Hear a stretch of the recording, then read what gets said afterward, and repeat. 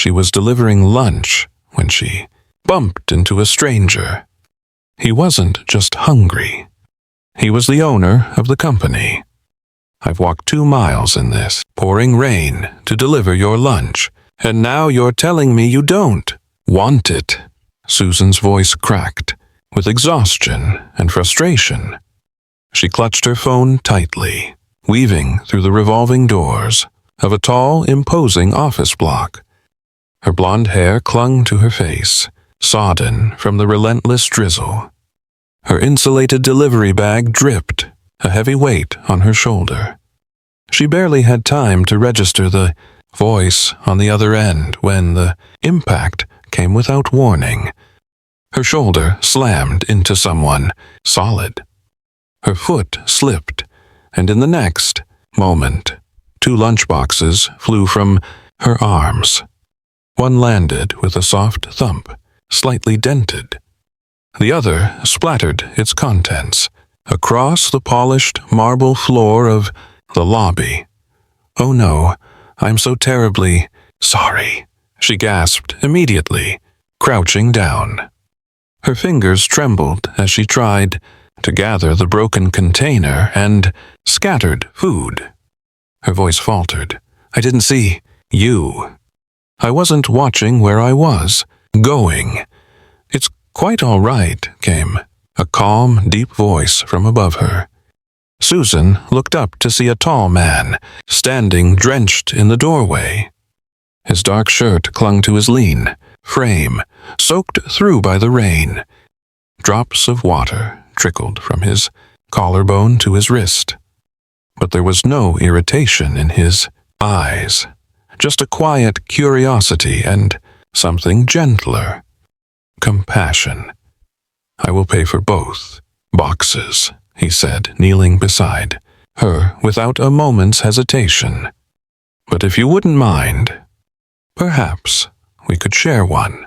Susan blinked, confused for a moment.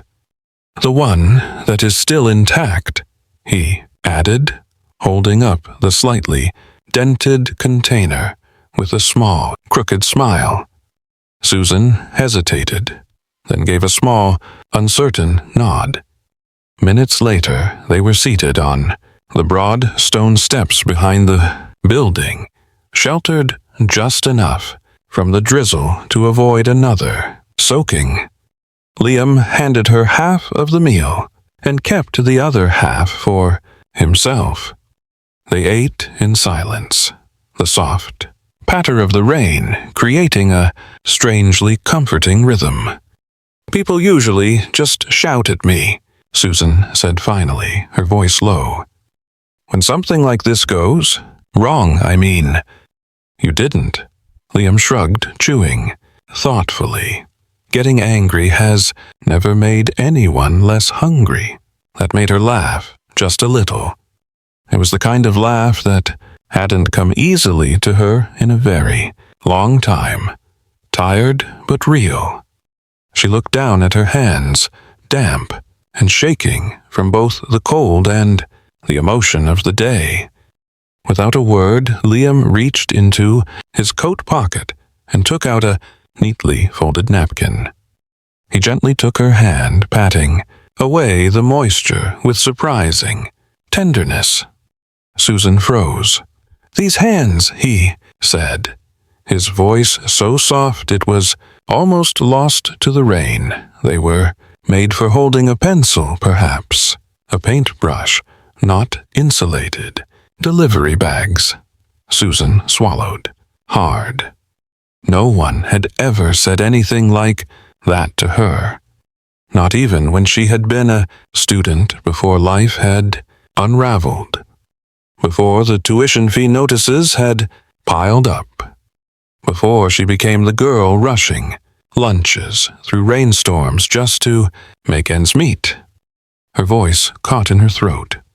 "How did you know?" Liam looked at her, his expression unreadable at first. Then it softened. "I didn't, but I saw the way you handled that broken box as if it deserved a second chance." the kind of gentleness it usually comes from someone who once created something delicate. Air between them grew still. Rain tapped gently on the metal railing beside them and on the concrete underfoot. Susan couldn't remember the last time someone had truly seen her. Not just the surface, the girl with tangled hair and a delivery ID, but her.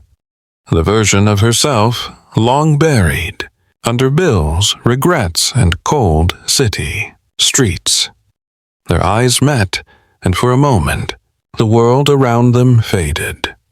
No deadlines, no canceled orders, no thunder in the distance. Just the quiet gaze of a man who saw beyond what was broken, and a woman who, maybe for the first time in years, dared to believe she was still worth being seen. Susan's fingers closed gently around the napkin in her hand, holding on to the moment as if it might disappear with her next breath. He smiled, not with his mouth, but with something deeper in his eyes. "Thank you," she whispered, though she wasn't sure if she meant for the lunch or for the kindness. He nodded once, any time, and just like that, they finished their meal in silence. Strangers, bound by something more than a rainy afternoon, a shared stillness, a kindness, unspoken, a beginning that neither of them saw coming. Susan unlocked the door to her flat with a tired sigh. The small flat sat on the third floor of a tired brick building, its hallway lights flickering as if they had given up trying to stay bright. Inside, the living room was tidy, but modest. Hand-me-down furniture, a small electric fire buzzing in the corner, and textbooks stacked neatly next to the sofa. "Hey, I'm home," she called out softly. From the sofa, a young voice answered, weak but cheerful. "Hey, Suze. Did you make £1,000,000 today?" Susan smiled. Her little brother, Alex, lay under a faded blanket, a thermometer beside him, and a bottle of cold medicine on the coffee table. At 13, he had the spirit of someone twice his age, but the immune system of someone half his strength. "No millions today," she said, walking over and gently brushing the hair from his forehead. "But I did bring back some rice and grilled chicken. Are you up for a few bites later?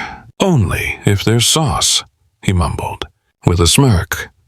She ruffled his hair before heading to the kitchenette, setting down her delivery bag and the remaining container. Her shoulders ached. Her shoes were still wet, but strangely her heart felt different. After checking Alex's fever, which was thankfully lower now, she settled into the chair by the window. Outside, the city glowed with its usual cold indifference. Neon lights blinked, sirens wailed, somewhere far off, and raindrops chased each other down the glass pane. She unzipped the outer pocket of her bag to pull out a damp towel, and there it was, a folded piece of paper she hadn't noticed before. Curious, Susan opened it. The handwriting was clean, confident, and yet strangely gentle. "You deserve better things." No phone number, no name, no explanation. Just those 4 words. She stared at them, blinking as if they might rearrange themselves into something else. For a long moment, she said nothing.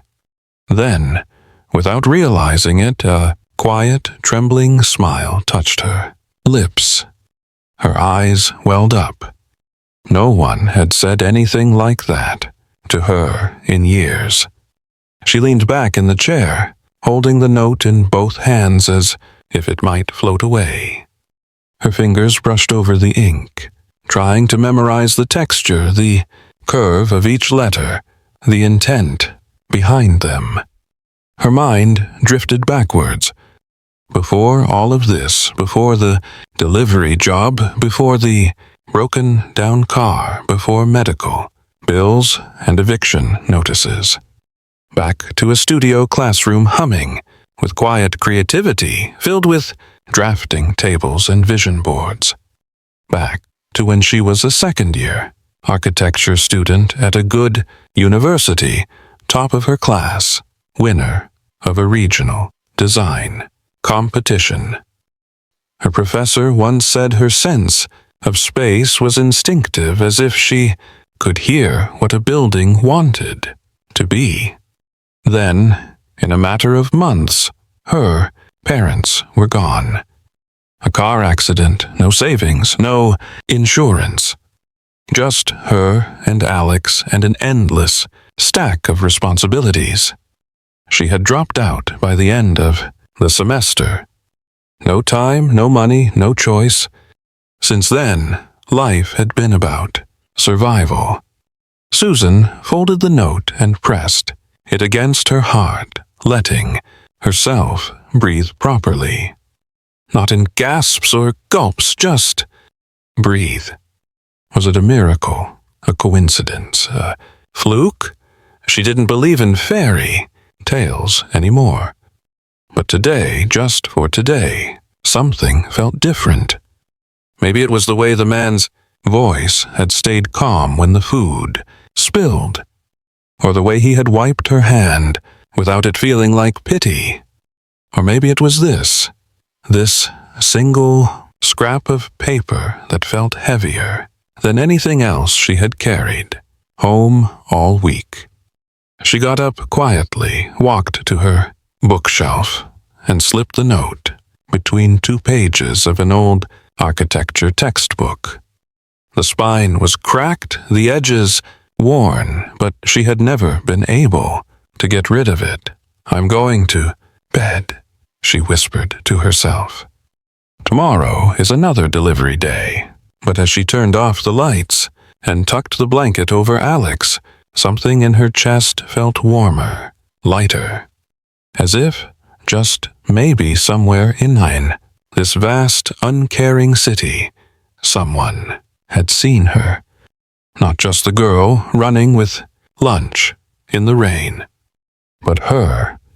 And that somehow made all the difference. Liam Hayes stared out of the rain-streaked window of his corner office, the city below glowing with artificial light and blurred reflections. From this height, people looked like ants scuttling through lives they probably never questioned, never pausing to ask themselves why they did what they did.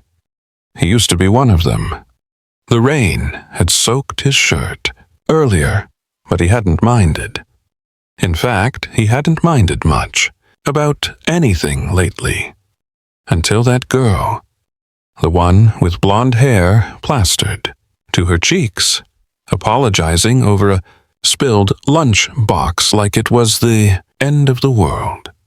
Susan. He hadn't meant to linger. He was supposed to have left that building hours earlier, after inspecting a site personally, one of the rare things he still enjoyed about the company he had built. But the rain had slowed him down. Or perhaps something else had. Something had made him stop when she crashed into him.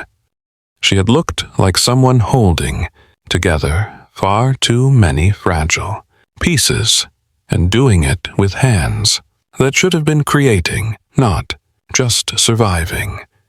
Liam turned away from the window and sat at his desk. The silence in his office was thick. No assistant hovering, no calls from the board, just him and his thoughts.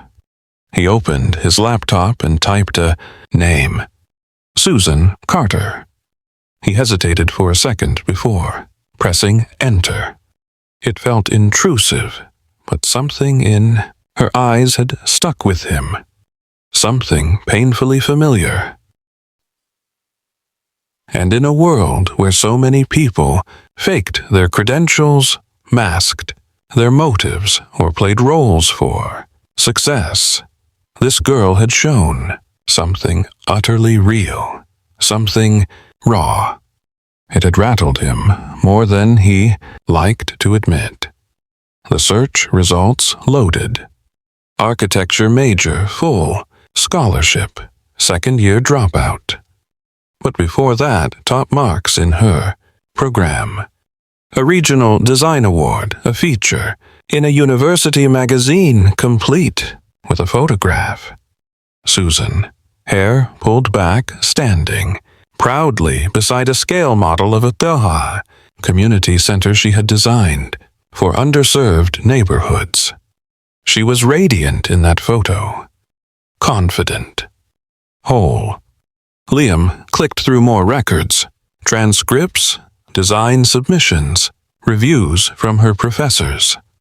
Words like visionary, natural, sense of spatial empathy, and gifted communicator were repeated more than once.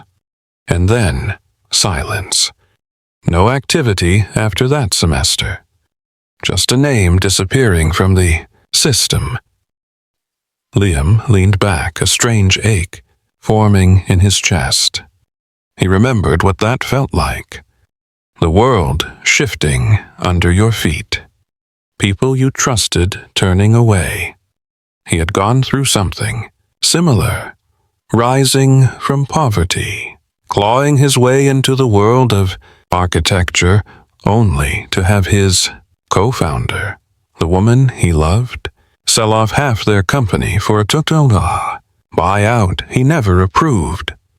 Trust had never come easily after that. He had built his empire from the ashes, yes, but he had also built walls around himself. Walls that a girl in a sodden delivery jacket had just broken right through. He opened the magazine image again. Susan stood so tall in that photo, beaming at something she truly believed in. Then he pictured her earlier that day, kneeling on the floor, hands shaking, cheeks wet, apologizing for a ruined lunch as if it were her fault that the world was unkind. "You are still that girl," he whispered to himself almost unconsciously. "Even if you are wearing a delivery bag." He closed the file slowly, his fingers hovering above the keyboard for a moment longer. Then he picked up his phone. "Chloe," he said when his assistant answered. "I want to offer a new internship." Quietly. No press, no board involvement.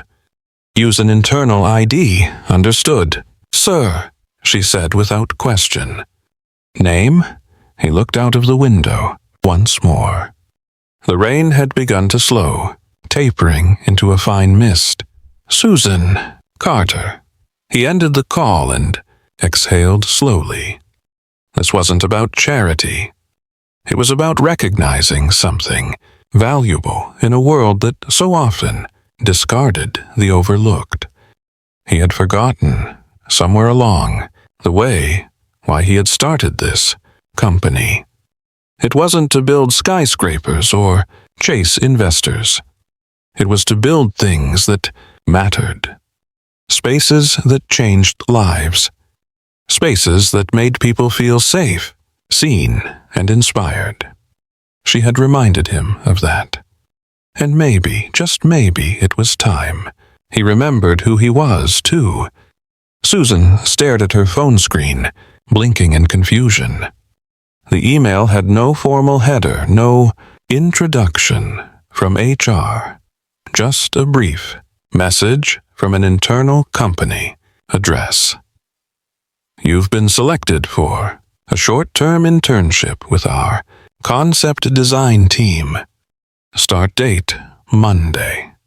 Location, Level 5, Hayes and Tad, Brook Architectural Group. She had never applied there. In fact, she had stopped applying for anything after a stream of silent rejections and automated declines. So why now?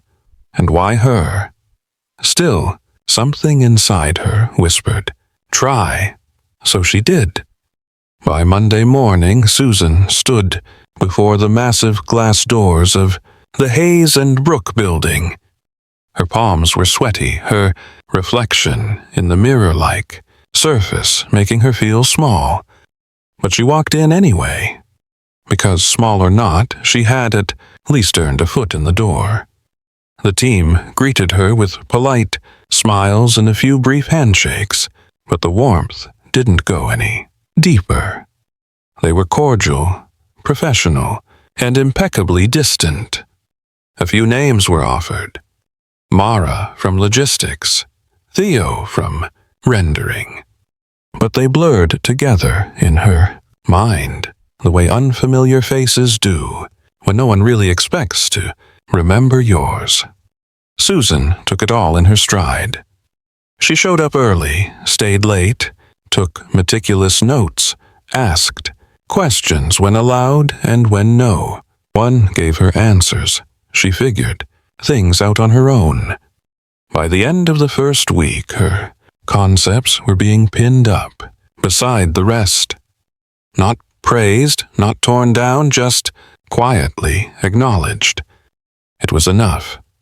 But there were whispers in the hallway. She heard them. Just a sliver of a sentence from two passing co-workers. Must be nice, having a friend in high places. She's probably related to someone on the board, Susan felt, her face flush. She kept her head down and pretended she hadn't heard. Later that afternoon, she stood frozen on the fourth-floor landing, the folder in her hand, suddenly feeling far too heavy. Below her, the open atrium buzzed with designers, interns, and assistants, all moving like parts of a machine she hadn't yet learned how to fit into. And across the space, high above, she noticed him again. The man she had seen more than once this week. Always at the same time, always in the same place. The upper balcony overlooking the floor. He wore simple clothes, dark jeans, a shirt with the sleeves rolled up. Not flashy, not polished. Yet something about him felt commanding. He leaned against the railing, watching the team below, his gaze scanning everything. She caught herself wondering if he was security, or maybe someone from operations. Their eyes met briefly. He looked at her with a quiet kind of interest that didn't feel invasive, just present. Susan looked away quickly. That evening she stayed late, trying to perfect her 3D layout for a sustainable housing model. The office emptied out, the lights dimmed, and she was finally alone. Or so she thought. In the toilets, she locked herself in a cubicle, sat on the closed lid, and let herself cry. Quietly, quickly, because she didn't have time to be fragile.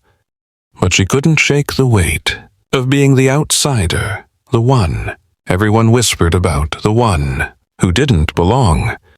Her phone buzzed. A text from Alex made dinner. "You okay?" She wiped her face and texted back, "Fine. Be home soon." When she stepped out into the hallway a few minutes later, someone was waiting. The man from the balcony. He didn't speak at first, just stood there, holding out a bottle of water.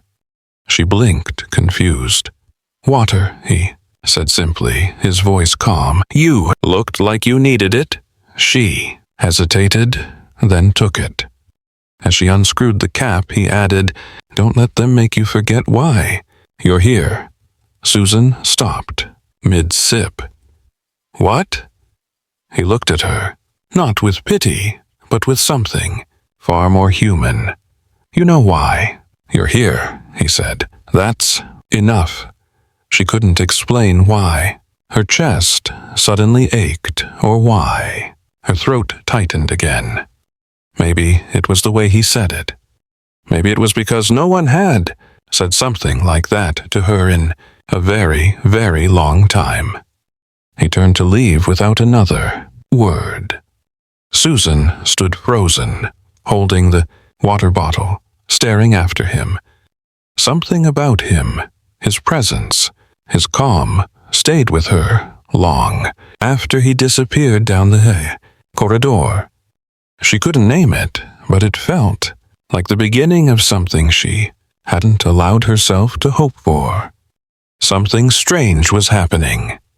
Susan first noticed it when she logged into the system on Monday morning and found the exact rendering file she had spent the weekend trying to build already there.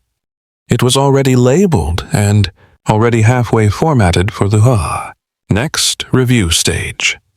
She paused, blinking at the screen. She hadn't uploaded that version yet. Her last draft was on a memory stick at home. But this one had her signature layout, her style, even her usual shortcut color codes. She shook it off. Maybe she had saved it and forgotten.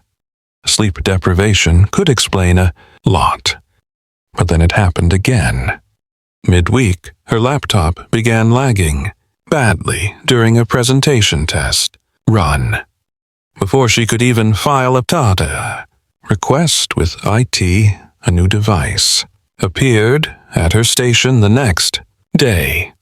Same model, upgraded specs with a sticky note that simply read, "Keep going." She asked around.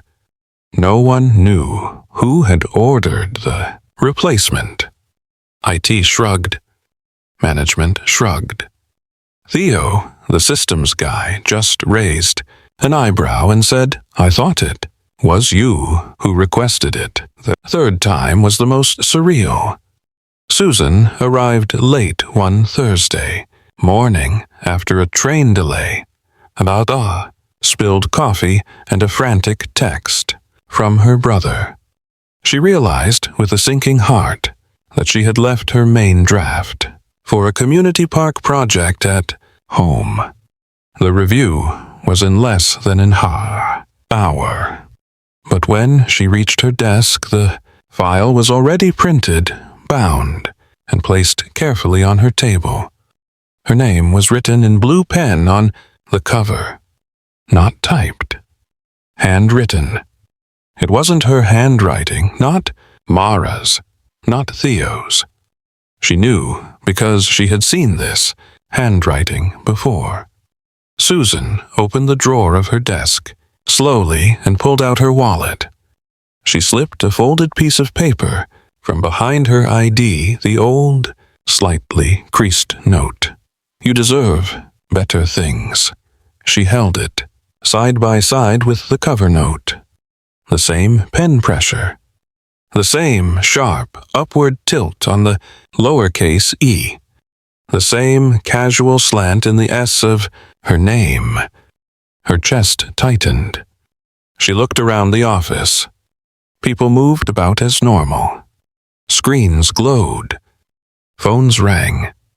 But it all felt muffled now, distant, as if someone had reached through the noise and tapped her on the shoulder.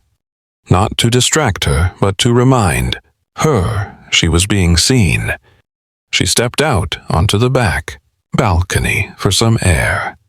Her hands trembled slightly as she held the two papers together, lining them up again and again as if the truth might change if she blinked long enough.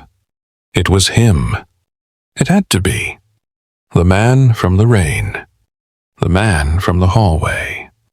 The one who said, "Don't let them make you forget why you're here." She whispered it out loud, not even meaning to. "Is it you?"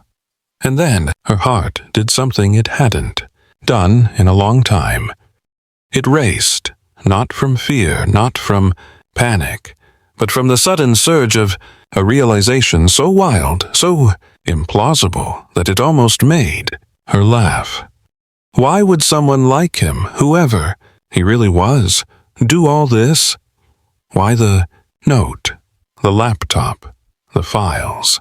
And, more importantly, how did he know she needed those things before she even asked?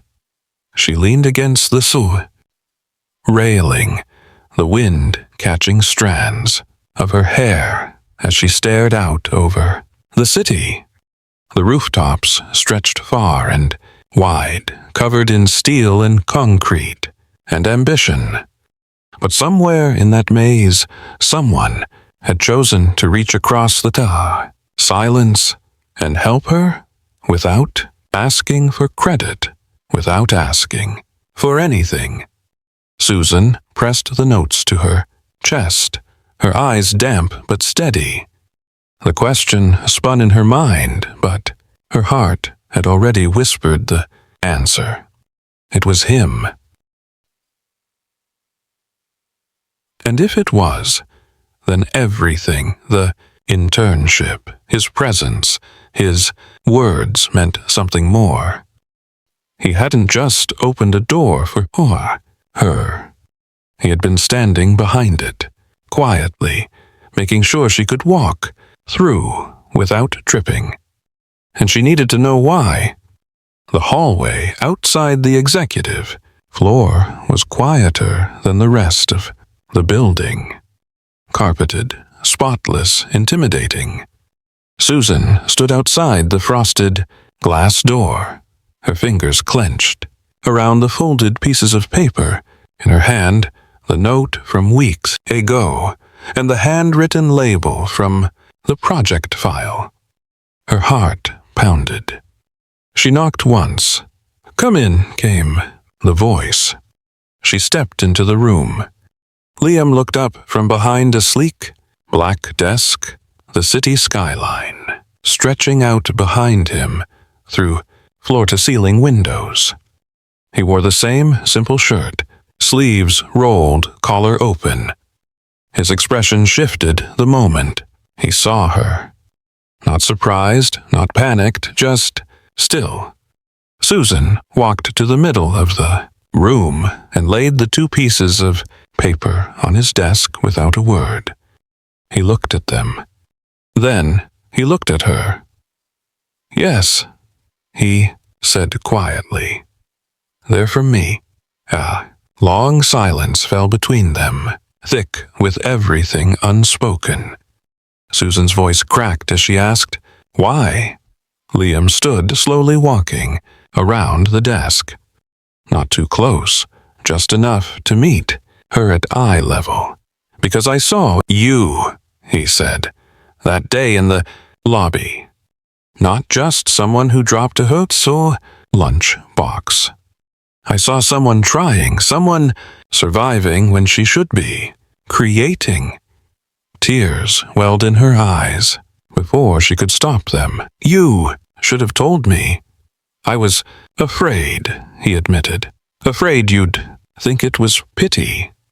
Or worse, that I was playing some kind of game." Her voice rose with hurt. "But it felt like a game. You, watching from above, leaving notes like riddles, fixing things without telling me. That's not how real life works." "I know," he said, stepping back slightly. "And I am sorry." She turned away, wiping angrily at her cheek. "Do you have any idea what it's like to work this hard just to be taken seriously, and then realize someone has been pulling strings the whole time?" "I wasn't pulling strings, Susan," Liam said, softly. "I was clearing the path." She laughed, a bitter sound. Sounds the same from where I'm standing." He looked down, ashamed. "When I started this company," he said, his voice low, "it was because I wanted to design spaces that mattered. Places that made people feel safe, inspired, like they belonged. But I lost that somewhere along the way. I got caught up in the numbers, the investors, the boardrooms." He met her gaze again. "Then I saw you. And I remembered what it felt like to fight for something, to believe in something." She didn't answer. Her silence pressed down harder than any words. He took a breath, deeper this time. "I had someone once," he said. "We built this company together. She was brilliant, ambitious. I loved her. And one day, she sold her half to a Tselta corporate group behind my back. For the right price, she just walked away." Susan's expression softened just slightly. "That's why I stopped trusting CVs," Liam said. "I stopped trusting charm. I only trust what people do when no one is watching." He stepped closer, but not too close. "You didn't know I was watching, but I saw how you worked. How you helped that junior intern fix his layout even though it wasn't your task. How you stayed late when no one asked. How you carry your brother's photograph in your notebook." Susan's lips parted in surprise. "How do you—" He nodded toward her desk on the floor below them. "You left it open once. I saw the drawing he made for you. The one that says Suze's future office. That broke something in her." The tears fell freely now, hot and fast, and she hated herself for letting them. "I don't want charity," she whispered. "It was never charity," Liam said, his voice earnest. "It was a chance." She stared at him, trying to find deception, ego, condescension, anything to hold on to her anger. But there was only honesty and fear. He was scared, too. Still, she shook her head, unable to speak. Her throat was too tight. Her legs moved on instinct as she turned and walked out of the office. Liam stood alone in the silence. He sat back down, opened his laptop, and pulled up a video file. It was a recording of her first internal pitch to the design team. Susan's voice filled the room, shaky but strong. "I don't want to just build houses. I want to build hope." Liam closed his eyes and let the words echo through the room like the only truth that still mattered. Susan did not send an official email of resignation. She simply stopped showing up. There were no exit interviews, no awkward goodbyes in the hallway. She gathered her few things late, one evening when the office was empty, left her access badge on the desk and walked out without looking back. No one followed. The following week passed in a blur. Delivery shifts, grocery runs, checking on Alex, trying to convince herself she had made the right choice, that she was protecting her dignity, that walking away was strength, not surrender. But the silence from him hurt more than she expected. There was no message from Liam. No apology, no explanation. Just silence. Until the 7th day. That morning, a large tube package arrived at her flat. No label, no return address, just her name, handwritten in those clean, slanted letters across the front. Susan stared at it for a long time before opening it. Inside was a rolled set of architectural drawings, intricately detailed, professionally rendered. But it wasn't just any design. It was her design. The little house she had once described casually in the rain, when she and Liam had sat on the steps eating their shared lunch. A tiny cabin near a lake. Large windows to let in the morning light. A reading nook built into the wall. A garden outside for herbs and flowers. A small room with sky-colored walls meant for Alex.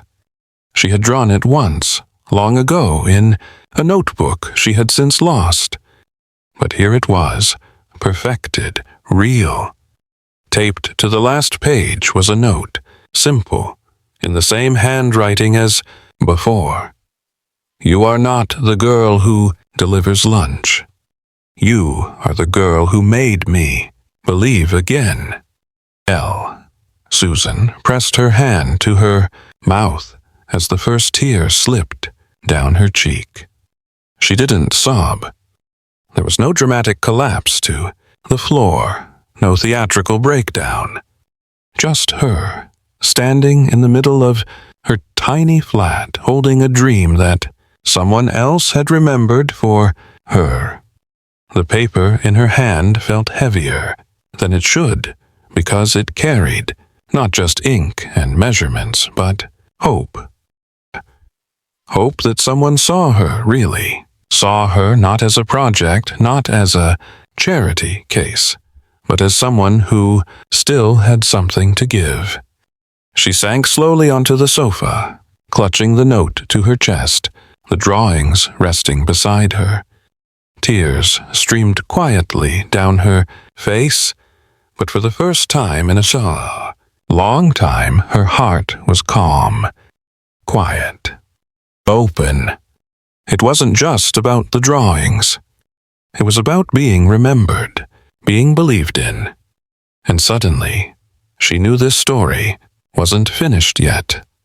Susan stood in front of the building she had once entered as a stranger, her hands steady, her heart pounding. This time, she walked through the doors without hesitation. The receptionist glanced up in surprise but said nothing. She took the lift to the top floor, the button glowing under her finger, like a small promise. There was a board meeting happening. She knew that, and she knew she shouldn't be there. But none of that mattered now. The lift doors opened. Liam stood at the head of a long glass conference table. Around him sat the company's top executives and shareholders. Charts were on the screen, graphs, reports. He was mid-sentence when the doors opened. Heads turned. He looked up, and for a beat, time froze. Susan walked in, her steps quiet, but firm. Liam's face changed. Not in shock, not in panic, but in something deeper, something that looked like home. He turned back to the room and said, calmly, "There is something I need to say before we go any further." The room fell silent. I built this company because I believed we could create more than just buildings. I believed we could create purpose. But somewhere along the way, I forgot that. He glanced at Susan. Then someone walked into my life who reminded me what it feels like to believe again, to hope again. He took a breath. I did not build this company alone, and I cannot continue leading it honestly if I do not acknowledge the person who helped me find my way back. He pointed gently toward Susan. Her name is Susan Carter. And whether you know it or not, she is the reason I remember why this place matters. There was a moment of stunned silence. And then, like the sun breaking, Through rain clouds, the boardroom filled with applause. Susan stood frozen at the threshold, her eyes shimmering. Slowly, she stepped forward. Liam met her halfway. He reached into the inner pocket of his blazer and pulled out a small, dark box. He opened it. Inside was a single silver key. "This," he said, his voice quiet, "but certain is not a gift. It is a responsibility." He placed the box in her hands. "It opens the office across from mine. The one with the sunniest window. The one marked Creative Director." He paused, his eyes holding hers. "Because that chair, Susan, that chair belongs to someone brave enough to sit in it." Her breath hitched. Her fingers curled around the box, as if it were made of glass. I don't know what to say," she whispered. Liam smiled. "How about you start by saying you'll stay for lunch?" She laughed softly, a single tear of relief slipping down her cheek. She looked around the room at the faces now smiling at her, at the city beyond the glass, and at the man who had once shared a meal with her in the rain. Then she reached out, took his hand, and said, "Only if you're offering. I came prepared this time, just in case." A ripple of warm laughter passed through the boardroom. From her bag, she pulled out 2 familiar-looking lunchboxes. "I brought 2. Liam's eyes sparkled. "Same recipe?" She nodded. "Extra. Sauce this time." He held her hand, his grip firm and steady.